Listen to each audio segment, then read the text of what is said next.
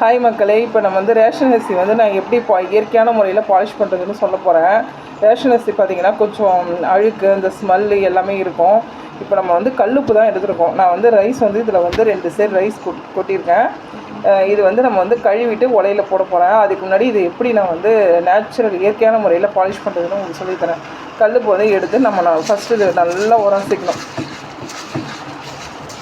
அந்த உப்பு போய் அரிசி ஃபுல்லாக நம்ம வந்து நல்லா உரையணும், உராஞ்சி கழுவணும். எந்த அளவுக்கு உராஞ்சி கழுவுறோமோ அந்தளவுக்கு அரிசி பார்த்திங்கன்னா உங்களுக்கு சாதம் வெள்ளை வெள்ளைன்னு சூப்பராக கடை அரிசி மாதிரியே வந்துடும். ரேஷன் அரிசின்னு சொன்னால் கூட நம்பவே மாட்டாங்க, அந்த மாதிரி ஆகிடும். இப்போ நான் நல்லா உராஞ்சிட்டேன். இதை வாஷ் பண்ண போகிறேன். நீங்கள் நார்மல் டேப் வாட்டர்லே இப்படி வாஷ் பண்ணிக்கலாம்.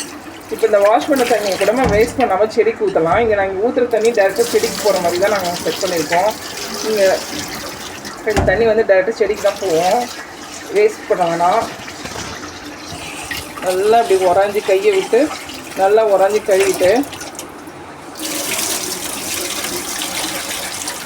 அடுத்த ஸ்டெப் என்னன்னு சொல்லித்தரேன் உங்களுக்கு, வாங்க. உங்கள் வீட்டில் லெமன் இருந்தால் ½ லெமன் கட் பண்ணிக்கோங்க. உங்கள் வீட்டில் லெமன் இருந்தால் ஒரு ½ லெமன் கட் பண்ணிக்கோங்க.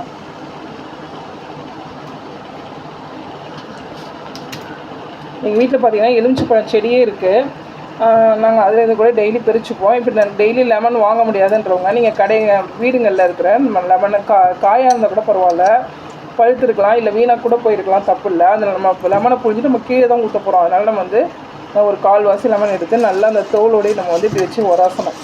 இந்த எலுமிச்சை பழத்தில் இருக்கிற இந்த சாறு போய் அரிசியில் இருக்கிற நம்ம அந்த அழுக்கு, அந்த மேலே இருக்கிற கோட்டிங்க, அந்த ஸ்மெல்லு எல்லாத்தையுமே நிற்கிடும்.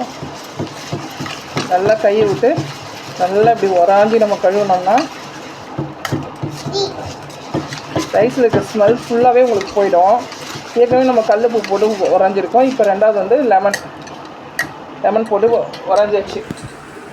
இதையும் நம்ம வந்து தண்ணி ஊற்றி நல்லா வாஷ் பண்ணிக்கலாம்.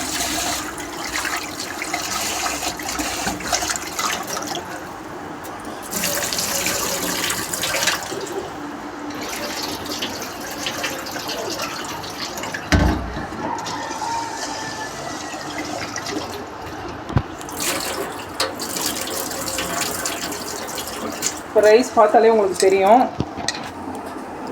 நல்லா பாருங்கள், ரைஸ் வந்து நல்லா இப்போ எப்படி பளிச்சுன்னு இருக்குன்னு பார்த்தீங்கன்னா தெரியும். அந்த வெள்ளை வெள்ளையாக இருக்கிற ரைஸ் கூட இப்போ தெரிய ஆரம்பிக்கும். இப்போ 3வது ஸ்டெப் நம்ம என்ன பண்ண போகிறோம்னா, கொஞ்சோண்டு பேக்கிங் சோடா எடுத்துக்கணும்.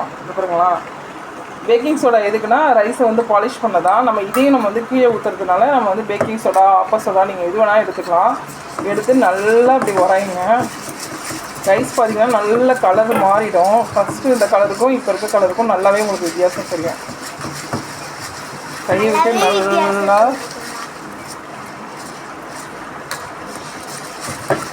உரசி பார்த்திங்கன்னா மறுபடியும் வாஷ் பண்ணிக்கலாம். 3வது டைம் 3 டைம் வாஷ் பண்ணாலே உங்களுக்கு போதும். அதுக்கப்புறம் வாஷ் பண்ணணுன்ற அவசியம் இல்லை.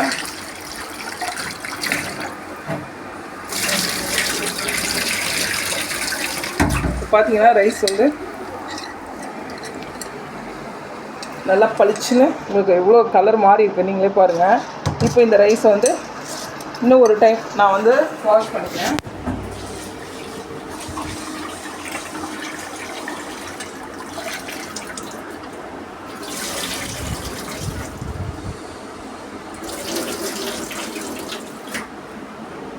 இப்போ நம்ம உலையில் போட்டுடலாம் ரைஸை. நீங்கள் வந்து யாருமே ரேஷன் ரைஸு சொன்னால் நம்பவே மாட்டாங்க. அந்தளவுக்கு ரைஸ் வந்து சூப்பராக இருக்கும் சாதம்.